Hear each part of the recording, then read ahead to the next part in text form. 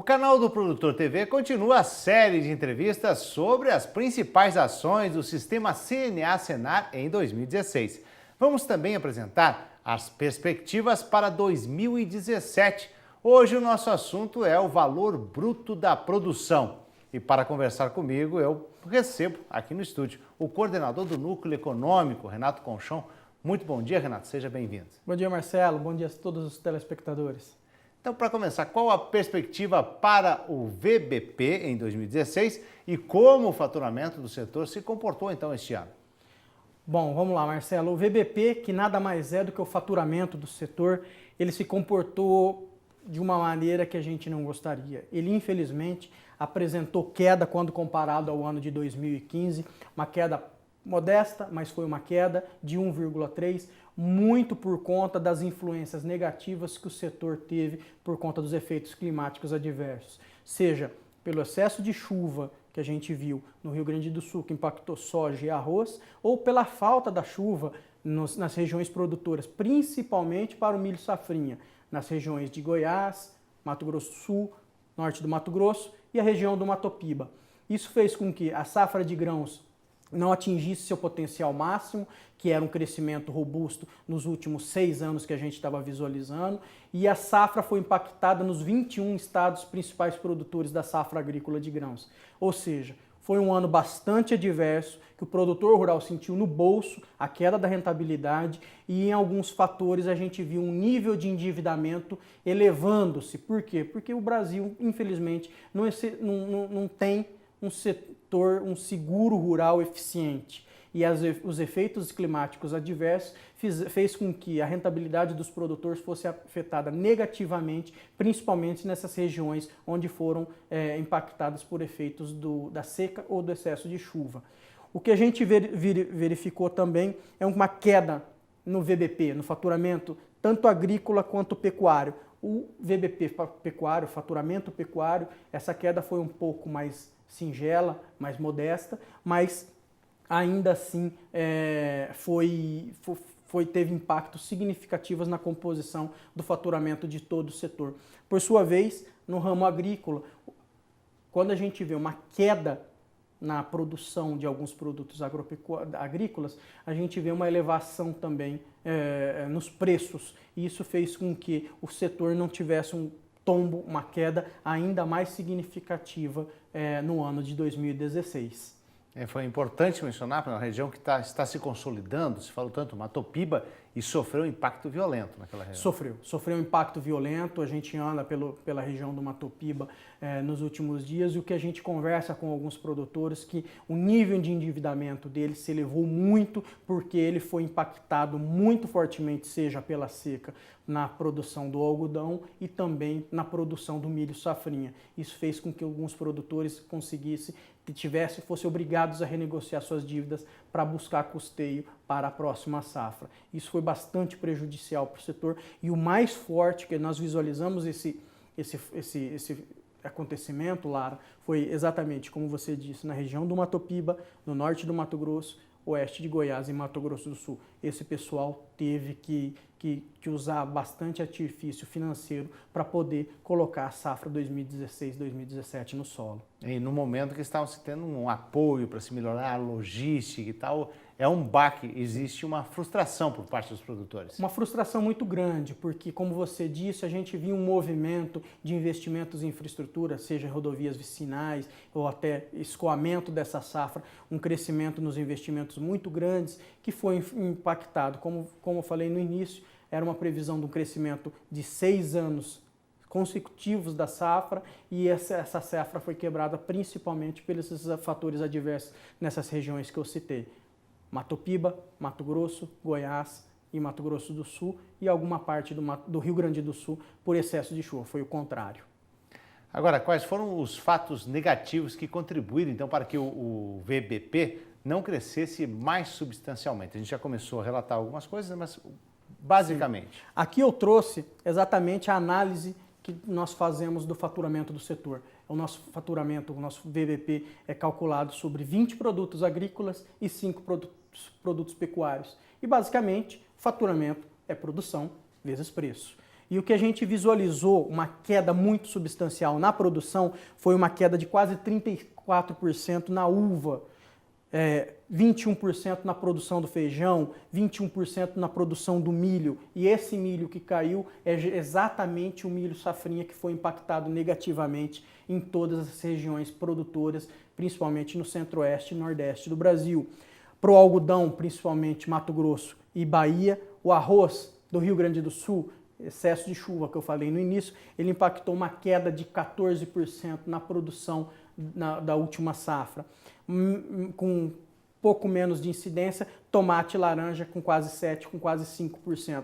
A soja, que é o principal produto agropecuário brasileiro na composição do PIB, só para você ter uma ideia, Marcelo, o faturamento da soja corresponde a 23% do total do faturamento em todo o Brasil. E a gente viu uma queda de produção na soja, um produto muito relevante para a nossa composição, de 0,8%. Por outro lado, a gente viu uma queda nos preços também muito significativa na banana, de quase 25%, no tomate 23%, e aí eu chamo a atenção que o tomate teve queda tanto nos preços quanto na sua produção, a cebola e a batata, que são produtos que compõem a cesta básica e influenciaram para que a inflação não subisse ainda mais. Ou seja, todos esses fatores influenciaram negativamente, fizeram com que o PIB não crescesse da forma que nós esperávamos no início do ano. Todas essas quedas da produção foram ocasionadas por efeitos climáticos adversos. Pragas não teve grandes impactos nesse setor. Renato, a impressão que se tem é que realmente os produtores, nem mesmo as agroindústrias, estavam preparados para o que aconteceu na parte climática. Nós tivemos então o milho que mexeu com a cadeia produtiva, né? Isso influencia, e nós tivemos aquela questão que você falou sobre o seguro rural, né? Como é importante a questão da uva, que pegou muito, principalmente a pequena propriedade no Rio Grande do Sul. Qual é a avaliação que você faz justamente nisso? São fatores que mostram a necessidade de políticas mais concentradas nessa área? Exatamente. Todos esses resultados que nós estamos apresentando aqui, queda na produção, queda nos preços e consecutivo queda no faturamento, se deve basicamente a uma quase que inexistência política agrícola brasileira. Como você bem citou, os efeitos adversos na produção da uva impactaram muito negativamente na rentabilidade e na viabilidade de algumas propriedades rurais, como você bem disse, na região produtora no Rio Grande do Sul. São pequenas propriedades, não estavam previstos uma queda tão significativa de 35% e também uma desvalorização do produto porque perdeu a qualidade. Isso fez com que os produtores entrassem num ciclo de endividamento muito alto. O seguro rural brasileiro precisa ser aperfeiçoado para evitar que esse tipo de queda na produção impacte diretamente na cadeia como um todo, seja na viabilidade do produtor rural ou seja na agroindústria. Como você citou também, Marcelo, a gente fala da queda da produção do milho. Os efeitos climáticos adversos impactaram a safrinha e fizeram com que alguns produtores chegassem até comprometer parte da sua rentabilidade do faturamento do ano.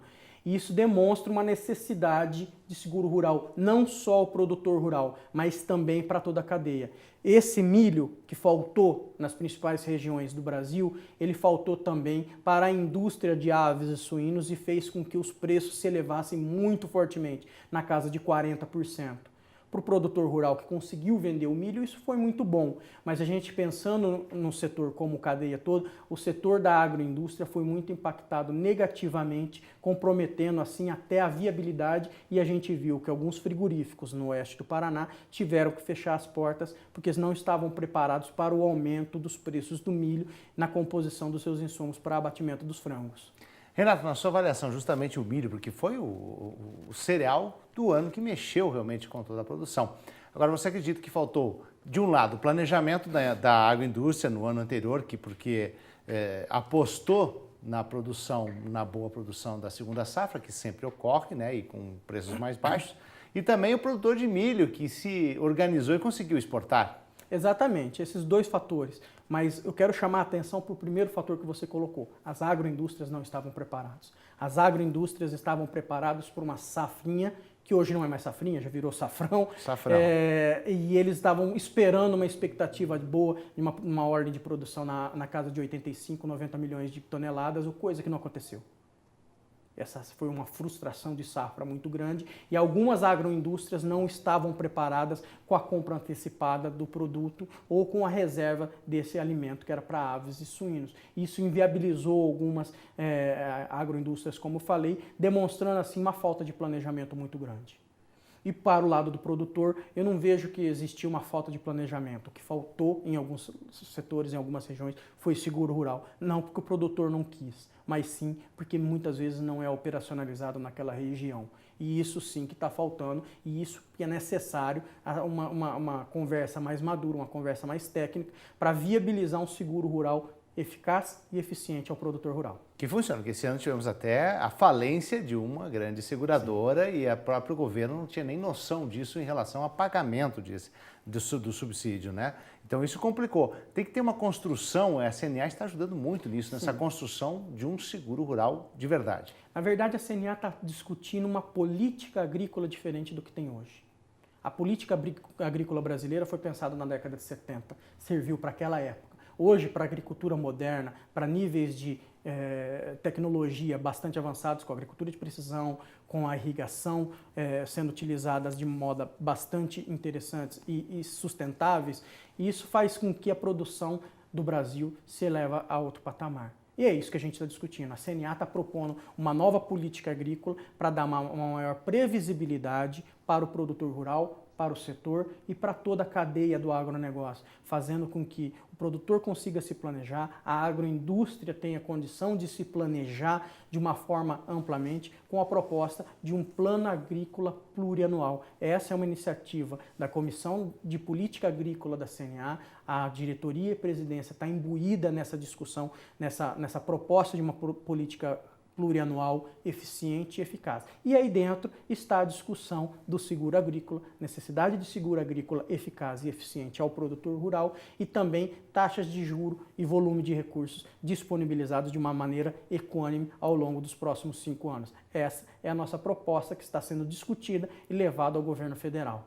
Por isso foi importante, é sempre importante, aquele diálogo agrícola entre Estados Unidos e o Brasil, justamente mostrando essas propostas. Exatamente. Essa excelente iniciativa da Superintendência de Relações Internacionais, da CNA, em trazer os especialistas de todos os países produtores, nesse caso, os Estados Unidos, para discutir como o modelo de política agrícola deles funciona e quais são as dificuldades e diferenças que uma proposta plurianual do Brasil enfrentaria quando comparado ao governo americano. É óbvio que lá é outro tipo de agricultura, eles têm alguns subsídios muito fortemente colocados pelo USDA ao bolso do produtor rural. O que a gente está pensando é exatamente uma proposta de política agrícola que dê previsibilidade ao produtor, que dê condições dele se financiar, dele ter um seguro e, no caso de uma diversidade climática como essa que nós visualizamos, ele consiga manter a rentabilidade dele ao longo das próximas safras. Renato Conchon, coordenador do Núcleo Econômico, nós vamos fazer um breve intervalo e já voltamos com o Balanço 2016 e perspectivas para 2017.